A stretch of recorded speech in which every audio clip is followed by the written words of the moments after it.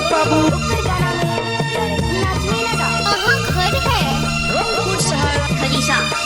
आदिवासी पाड़ा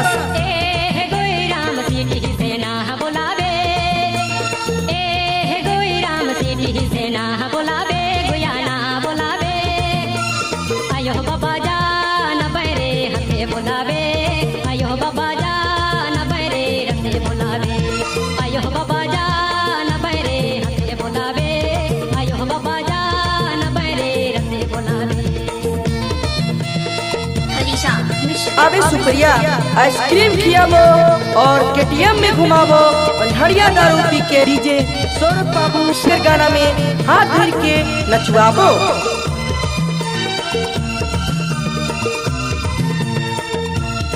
I love you. अच्छा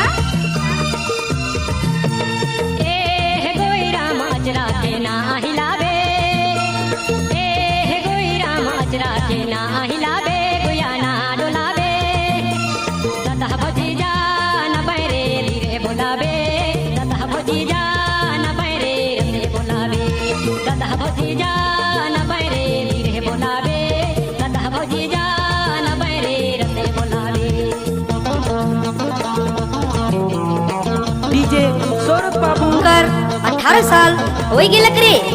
ए दादा मोके शादी कराए दे, पिया संगे मोर जोड़ी जुमाए दे।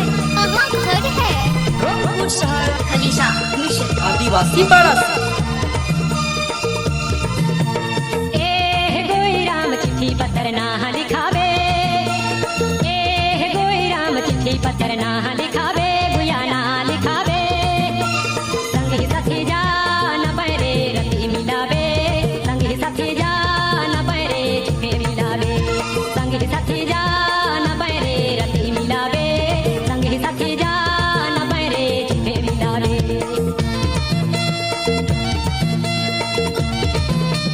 गोटा वेस्ट बंगाल में एक ही रूल्स में गाना बाजे डीजे सौरभ बाबू और किसी का नहीं। गुस्सा नहीं होगा लोग नाचता घर है